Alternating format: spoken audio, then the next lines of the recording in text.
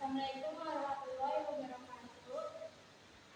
Sebelumnya terima kasih kepada Bu Nek Aslia SEMM dan terima kasih kepada teman-teman yang sudah hadir presentasi hari ini. Kami dari kelompok 3 akan mempresentasikan pajak penghasilan pasal 21.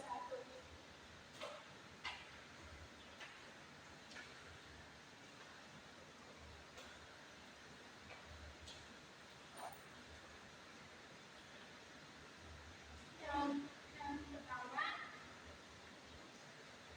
saya Aslia akan menjelaskan topik pembahasan. Ini yang pertama, pengertian pajak penghasilan pasal 21.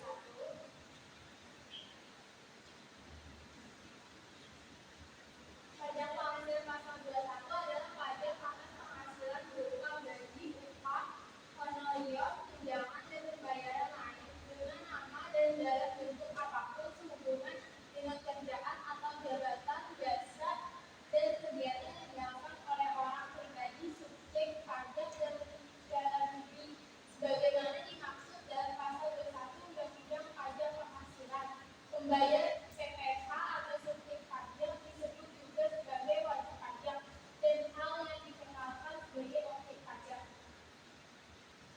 Yang kedua, subjek dan objek PPh pasal 21. Pemerintah menggunakan dua dasar hukum untuk menetapkan pajak penghasilan.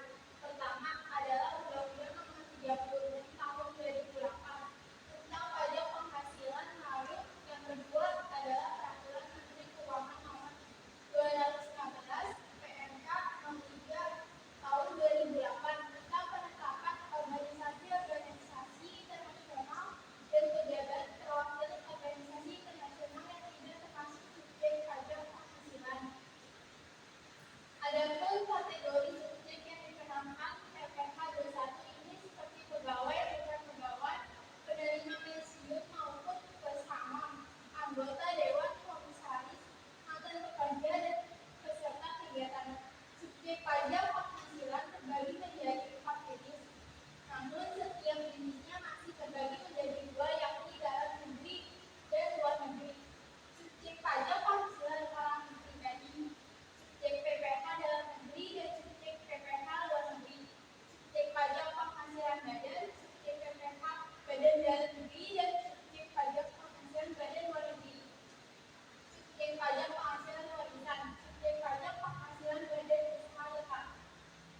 Objek PPh 21 adalah semua jenis penghasilan yang dikenai PPh pasal 21. Pemerintah menetapkan jenis penghasilan yang dikenai PPh 21 dengan dasar Peraturan Keuangan Nomor 252 PMK 03 Tahun 2008 Pasal 5. Bentuknya terdiri dari segala jenis penghasilan yang diterima yang ditetapkan secara teratur seperti gaji dan tunjangan tetap.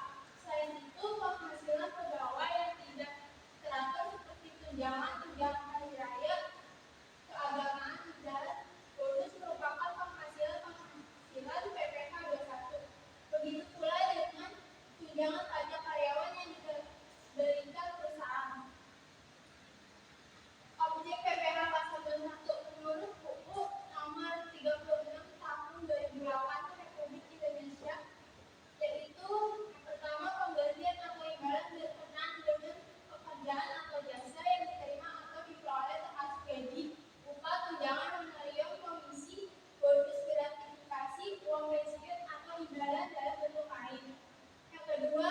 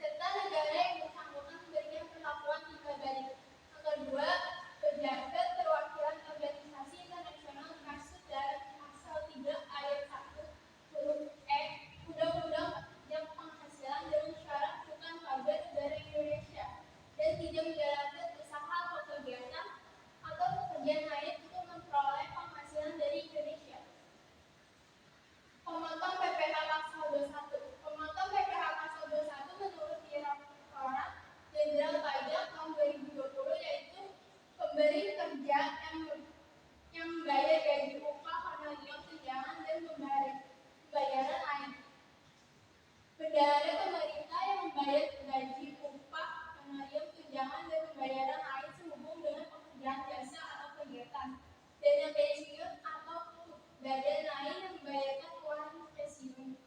Badan yang membayar, menerima atau pembayaran lain sebagai imbalan sehubungan dengan jasa.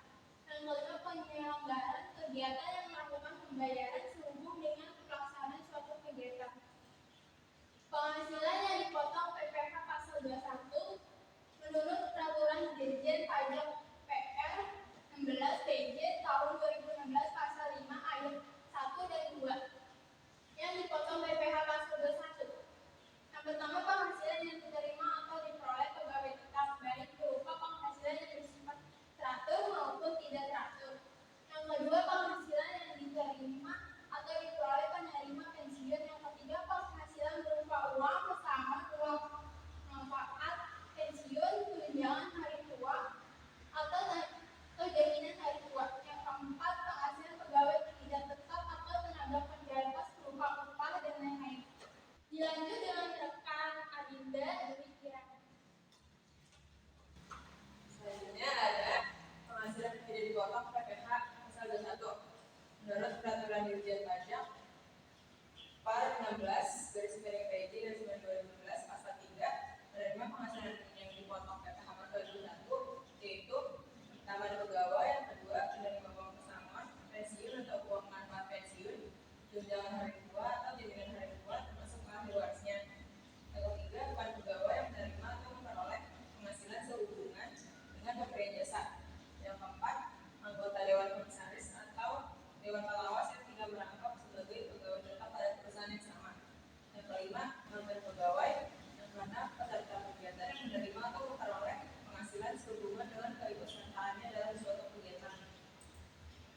Yang keempat, ada hak dan kewajiban wajib pajak atas PPh pasal 21.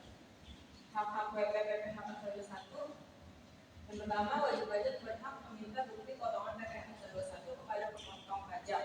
Jika PPh pasal 21 yang telah dipotong dapat digraderkan dari pajak penghasilan untuk tahun yang bersangkutan.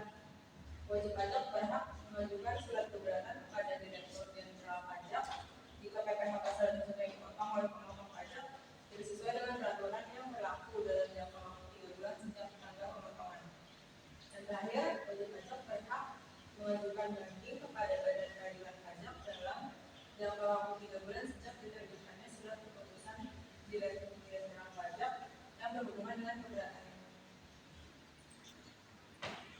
Ada kewajiban WP pasal PPh pasal 21. Pertama, wajib mendaftarkan diri ke KPP.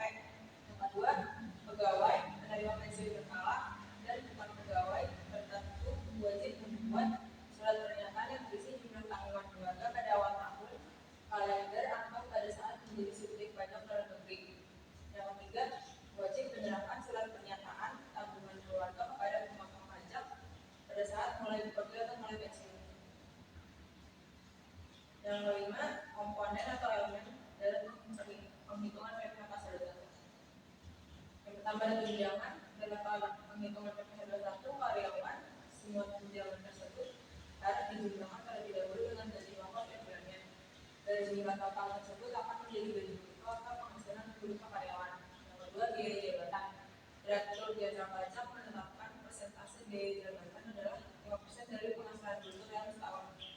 Batas maksimal penghasilan bruto yang dikenakan biaya tersebut adalah 500.000 sebulan atau dan 6 juta setahun. Yang ketiga, BPJS Ketenagakerjaan. Perusahaan yang mendaftarkan karyawan sebagai peserta BPJS akan menanggung sebagian persentase tarif iuran BPJS Ketenagakerjaan ini. Sedangkan beberapa persentase lainnya digunakan pada karyawan. Keempat, ada BPJS Kesehatan. Jumlah iuran BPJS Kesehatan ini juga ditanggung oleh perusahaan dan juga karyawan itu sendiri. Besar iuran BPJS Kesehatan adalah 5% dari penghasilan karyawan setiap bulannya. Dengan ketentuan 4% ditanggung perusahaan dan 1%-nya dibayar oleh karyawan peserta BPJS Kesehatan ini. Misalnya TKP yang menjadi hak karyawan dalam BPH pasal 21. Pengertian penghasilan berat pajak adalah jumlah upah karyawan atau pekerja yang akan dikenakan PPh 21 setelah dikalkulasikan dengan tunjangan, biaya jabatan, BPJS Ketenagakerjaan, BPJS Kesehatan dan lainnya. Besaran TKP sesuai PMK nomor 11 2012 adalah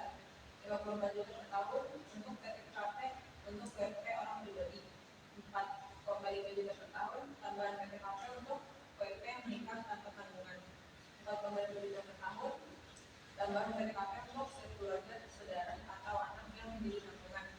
54 juta per tahun PTKP istri yang penghasilannya digabungkan suami. Lalu di sini ada kolom untuk PTKP pria atau wanita lajang, PTKP pria atau wanita yang sudah kawin, PTKP suami sedang digabung. Di sini ada beda-beda, ada 3 kolom sesuai dengan di aturan. Yang terakhir ada contoh soal PPK pasal 21. Di bawah ini adalah contoh kasus penghitungan PPK pasal 21 yang tidak mendapatkan insentif PPK pasal 21 atau PPK pasal 21 yang diberi panggung pemerintah. Tuan Erik merupakan pegawai tetap di PT XYZ Industri Makanan Daik. Pada bulan Mei 2020 menerima gaji dan tunjangan sebesar 22 juta dan membayar iuran pensiun sebesar 440. Sedangkan penghasilan Tuan Erik juga disetahunkan menjadi 264 juta. Sehingga PPh pasal 21 terutang pada bulan Mei 2020 Tuan Erik tidak mendapatkan insentif PPh pasal 21 dan PPh karena penghasilan Tuan Erik dalam setahun lebih dari 200 juta.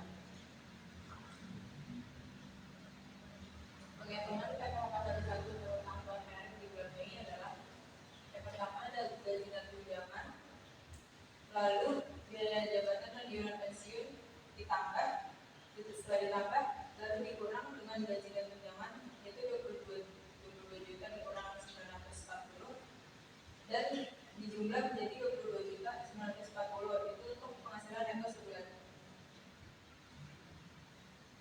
Sedangkan untuk penghasilan neto setahunnya 12 dikali 22 juta 940 yaitu hasilnya 275 juta 280 ribu dan dikurang dengan PTKP-nya.